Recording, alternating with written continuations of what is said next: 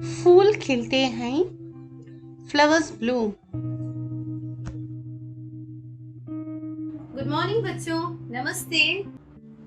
पिछले पार्ट में हमने देखा था कि लाइफ वैल्यूज जीवन मूल्य में पशु प्रेम, मानवता, दया। लेकिन आज के पाठ के आधार पर क्या क्या जीवन मूल्य हैं हम देखेंगे। आज के पाठ के जीवन मूल्य देखेंगे जिसे अंग्रेजी में लाइफ वैल्यूज कहा जाता है। पहला है प्रकृति प्रेम, जो अंग्रेजी में नेचर लव कहा जाता है। दूसरा है पर्यावरण के प्रति जागरूकता, जो एनवायरमेंटल अवेयरनेस। प्रकृति प्रेम से संबंधित इस वर्णनात्मक निबंध में रंग बिरंगे फूलों के बारे में वर्णन है। साथ ही ये बताने की चेष्टा की गई है कि हमारे देश फूलदार पौधों की प्रजातियों से भरपूर है। प्रकृति प्रेम, जिसका अर्थ है नेचर लव और संबंधित इसके रिलेटेड हम बात करने वाले हैं। वर्णनात्मक, इसको डिस्क्राइब किया गया है इस निबंध के अंदर, इस कंपोजिशन के अंदर। और रंग बिरंगी फूलों के बारे में बताया है, कलरफुल फ्लावर्स के वर्णन किया गया है, डिस्क्राइब किया गया है। साथ ही ये बताने की चेष्टा की गई है और भी क्या एफर्ट डाला है कि और क्या बताने की हमारा देश फूलदार पौधों की प्रजातियों से भरपूर है। तो इसका अर्थ मैं अभी आपको अंग्रेजी में बताती हूँ। This descriptive essay is related to love of nature and has a description about colorful flowers. Also, it has tried to portray how our country is rich in flowering plant species. भूमिका की समझाइश में ही मैं बहुत सारे साहित्य शब्द का उपयोग किया है, इसलिए आपको मैं इन शब्दों के अर्थ अंग्रेजी में बताने की कोशिश करूंगी। प्रकृति, नेचर, संबंधित, कनेक्टेड, वर्णनात्मक, डिस्क्रिप्शन, निबंध, कॉम्पोजिशन, रंग बिरंग, कलरफुल, चेष्टा, एफर्ट, प्रजातियां, वेराइटीज, भरपूर, फील्ड विथ। आपको मैंने शुरुआत में ही बताया था कि प्रकृति के नेचर के बारे में ही आज के पाठ में, आज के इस निबंध में हम देखने वाले हैं। और इस प्रकृति के संबंध हम बहुत सारे वर्णनात्मक, बहुत सारे फूलों की प्रजातियों को देखने वाले हैं। किस प्रकार के रंग बिरंगे, कलरफुल और चेष्टा, और भी एक एफर्ट यहाँ पे क्या डाला गया है, मतलब बहुत सारे फूलों की प्रजातियों को भी हम देखने वाले हैं। और ये पाठ बिल्कुल फूलों से भरा हुआ है। This descriptive essay is related to love of nature and has a description about colorful flowers. Also, it has tried to portray how our country is rich in flowering plants species. ऋतुओं का राजा वसंत को माना गया है। इस ऋतु में चारों ओर जहां भी हमारी नजर जाती है, खेतों, खलिहानों, बाग बगीचे में हरियाली ही हरियाली दिखती है। पेड़ पौधों फूलों से लद जाते हैं। मंद मंद बहती शीतल समीर इन्हें सहला रही होती है। ऐसा लगता है मानो ये पेड़ पौधे खुशी से झूम रहे हैं। ऋतुओं का मतलब है सीजन। हमारे हिंदुस्तान के सीजन में सबसे बेहतरीन राजा का स्थान पाने वाला ऋतु है वसंत। इस ऋतु में चारों ओर जहां भी हम नजर डालें तो हमारा व्यू जहां भी जाए, जैसे कि खेत, खलिहानों, फील्ड, एग्रीकल्चर फील्ड, कोई भी जगह या बाग बगीचे, गार्डन में सब कुछ में हरियाली हरियाली, हर तरफ ग्रीनरी छा जाती है। पेड़ पौधे फूलों से लद जाते हैं। लद जाना मतलब भरपूर हो जाते हैं पेड़ पौधे फूलों से।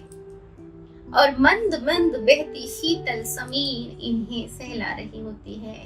और धीमे धीमे से हवा यहाँ पे आके झोंके लेके इन्हें सहलाती है। ऐसा लगता है कि मानो ये पेड़ पौधे खुशी से झूम रहे हैं। ये पेड़ पौधे जो बसंत की जो हवा लहराती है इसमें इधर उधर बहकने लगते हैं तो ऐसा लगता है कि वो डांस कर रहे हैं, जैसे कि झूम रहे हैं। Spring is considered as the king of the seasons. In this season greenery is seen in the fields, barns, gardens and wherever we go. Trees and plants are loaded with flowers. The soft flowing cool breeze caresses them. It seems as if these trees and plants are swinging happily. ऋतुओं, season, मैंने बताया था कि spring season जो वसंत ऋतुओं में सबसे बेहतरीन है।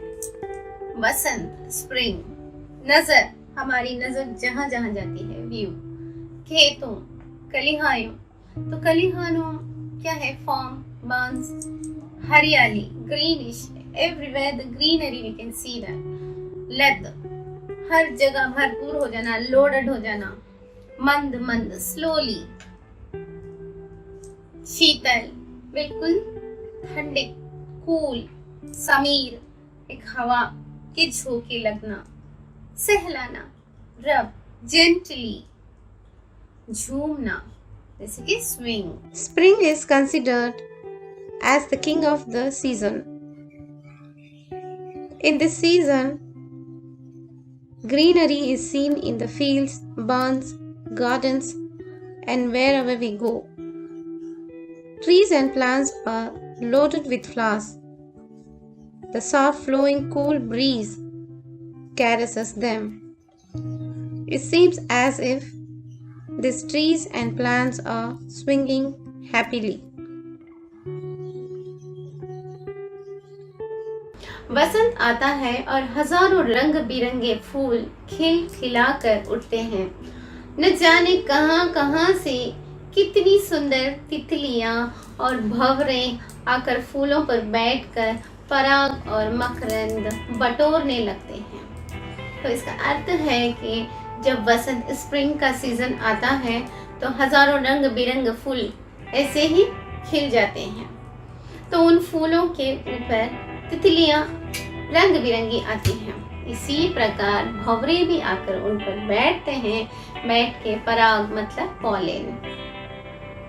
पॉलिनेशन होता है और मकरंद जो फूल के अंदर रस पाया जाता है उसको वो जो भी भंवरे रहते हैं उस नेक्टर, उस फूल के रस को पीने की कोशिश करते हैं।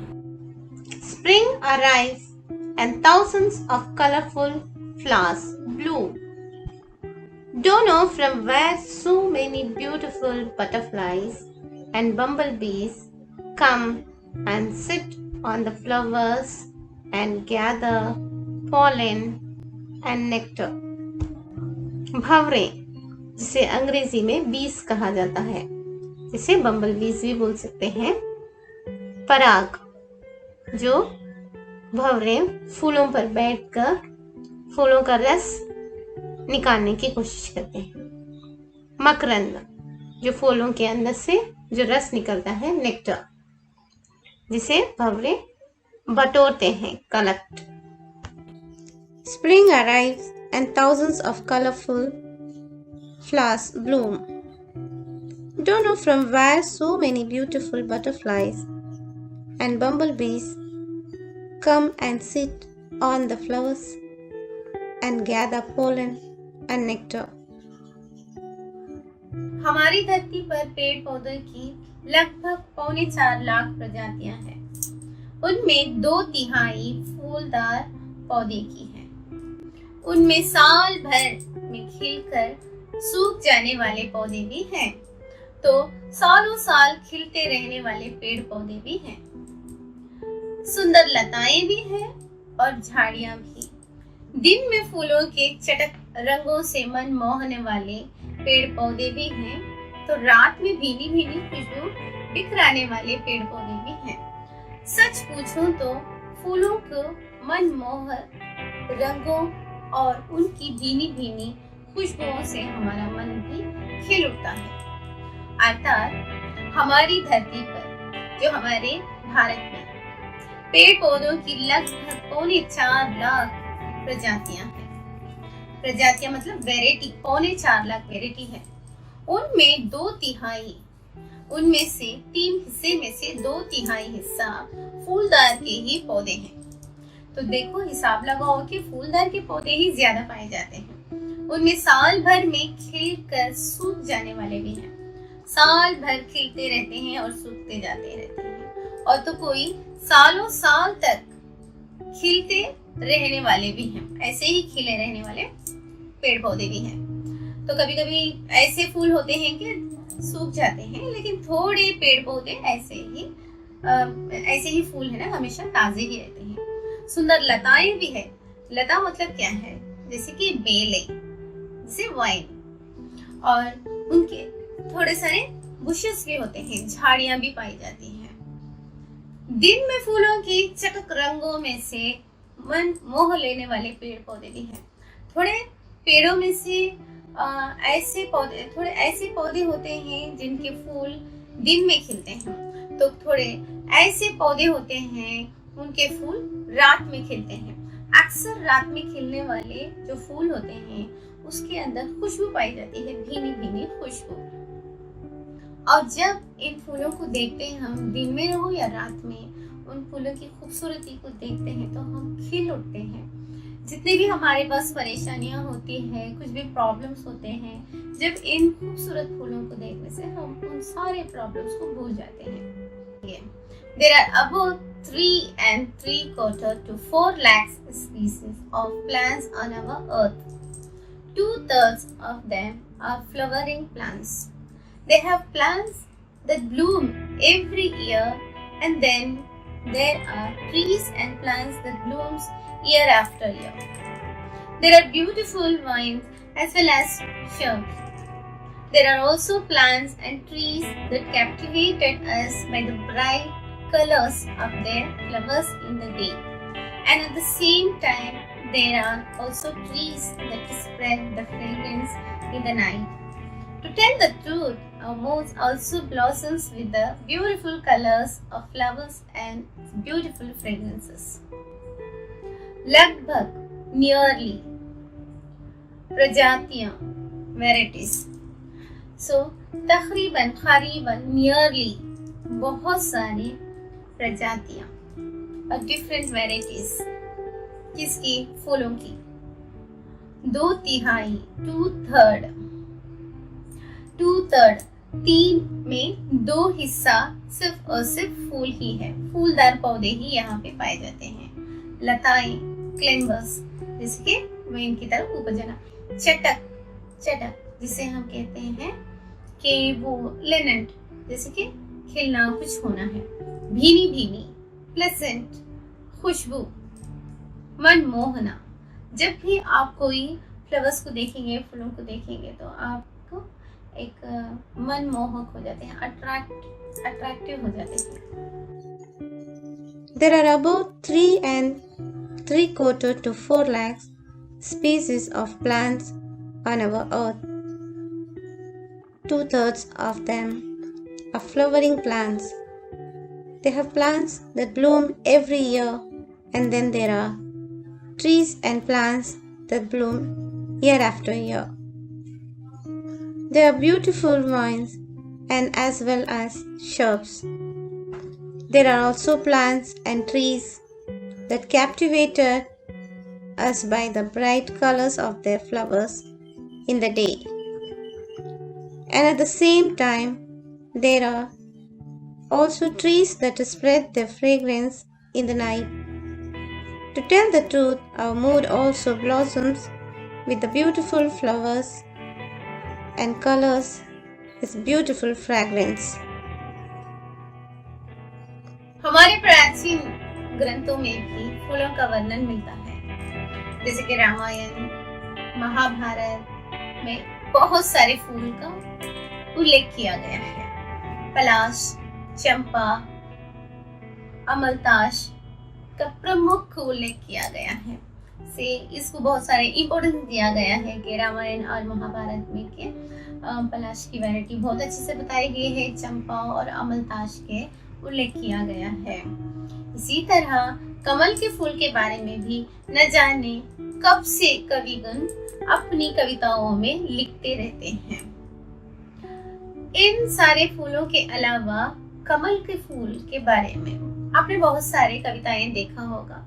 कमल नयन, किसी की आंखें कमल की तरह है, उसी में भी कमल का उपयोग ज्यादातर करते रहते हैं कवि।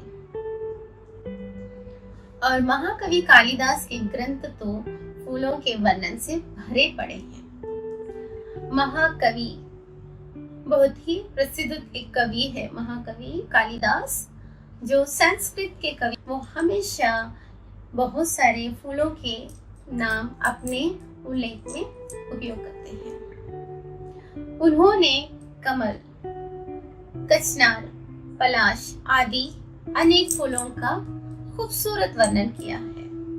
तो हमने देखा कि फूल कब सुबह में कैसे खिलते हैं और रात में कितने वैरायटीज के फूल खिलते हैं और कैसे हमको अट्रैक्ट करते हैं। इसी प्रकार बहुत सारे कवि गुण भी क्या करते हैं, बहुत सारे फूलों का उपयोग अपने कविताओं में लिखते हैं। The description of flowers is also found in our ancient text. मैंने बताया था ना कि हमारे पुराने जमाने के जो प्राचीन काल में बहुत सारे लोग इसी तरह से सारे फूलों का उल्लेख अपने काव्य गुण के अंदर करते हैं। What are the flowers names we have to see in English? पलाश, जिसको अंग्रेजी में मास्टर टीक कहा जाता है, चंपा, मैग्नोलिया, अमरताश, जिसे इंडियन लैबरनम कहा जाता है, prominently mentioned in Ramayana and Mahabharata. So always and everywhere they are mentioning. Okay. The lotus flower has been described by poets in their poems since ages. मैंने बताया था कि लोटस का फ्लावर के बारे में बहुत सारे कवि गुण कहते हैं, जैसे कि कमल नयन मैंने आपको बताया ही था। The text of Mahakavi Kalidas are full of description of flowers. He has beautifully described many flowers like lotus, कचनार, कचनार को हम आर्किड ट्री कहा जाता है, पलाश, उसके मास्टर टीक एक्सेट्रा। सो कालिदास हमेशा दो फूलों का ज्यादा उपयोग किया है, दो नहीं बल्कि तीन, लोटस के बारे में, कचनार के बारे में और पलाश का। इन सारे फूलों का उपयोग उनके कवि गुण के जो भी उल्लेख होते हैं उसमें पाए जाते हैं।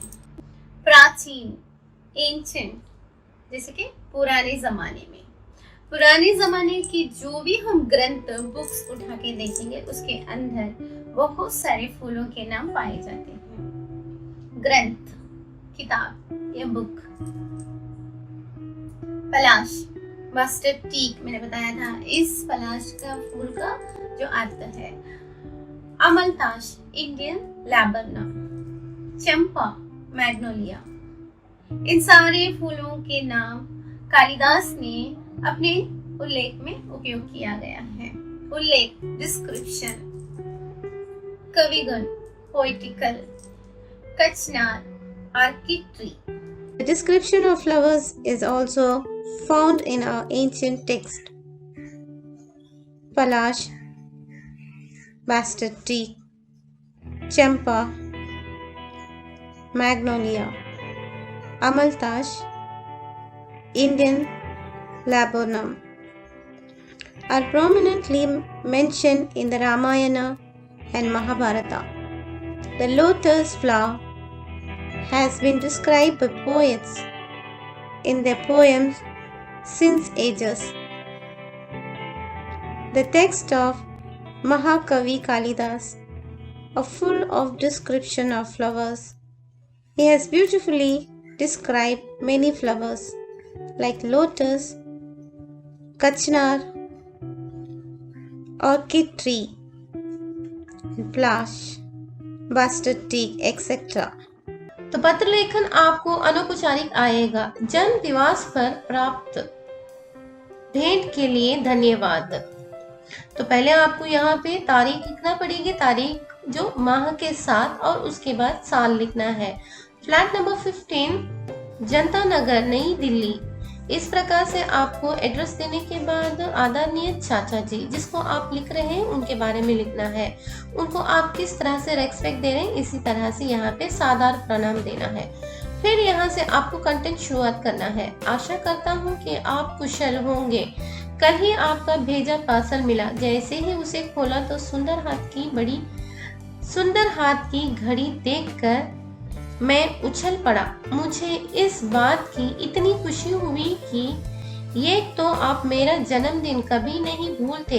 दूसरा, आपने कैसे जान लिया कि मैं इन दिनों घड़ी लेने की सोच रहा था। अब मैं सभी कार्य आसानी से समय अनुसार कर सकूंगा। आपके आशीर्वाद की ये भेंट मैं सदा संभाल कर रखूंगा। इसके लिए मैं आपको धन्यवाद करता हूँ। घर में सबको मेरा प्रणाम। आपका भतीजा कखगा। तो चलो इसी प्रकार हम संवाद भी देख लेते हैं। संवाद लेखन क्या होता है कि दो लोगों में जो भी बातचीत होती है उसको लिखित मुताबिक लिखने से उसको संवाद लेखन कहा जाता है। तो संवाद लेखन के एक उदाहरण देखेंगे कि प्रश्न आपको क्या दिया गया है। गांव से कुछ दूरी पर रेलगाड़ी दुर्घटनाग्रस्त हो गई है तो मित्र वहां पीड़ितों की सहायता के लिए जाना चाहते हैं। उनके मध्य हुए संवाद का लेखन कीजिए। तो दुर्घटनाग्रस्त में दो मित्र बातचीत कर रहे हैं, तो देखेंगे कि कौन कौन बात कर रहा है। पहला, अब चलो पहले हम इसका उत्तर क्या करेंगे, दो लोग में बातचीत करेंगे। उत्तर, अक्षर पहला लड़का है। नमस्ते संजीव, घबराए हुए कहां से भागे आ रहे हो। तो संजीव यहाँ पे उत्तर दे रहा है। नमस्ते अक्षर, तुमने सुना नहीं, शायद रेलगाड़ी के डिब्बे पटरी से उतर गए। तो पटरी से उतर गए ये सुनकर अक्षर ने क्या कहा देखेंगे। क्या जान माल की ज्यादातर कोई नुकसान तो नहीं हुआ होगा। तो संजीव ने कहा, हाँ, 2 डिब्बे पटरी से उतरकर आपस में टकरा गए हैं। तो अक्षर पूछने लगा, पर अब तुम कहाँ जा रहे हो। संजीव, मैं गांव वालों को खबर करने जा रहा हूँ। अक्षर, मैं भी तुम्हारे साथ चलता हूँ। मैं लोगों से कहूँगा कि यात्रियों के लिए कुछ आवश्यक सामान भी ले चले। तो संजीव, हाँ, ठीक रहेगा।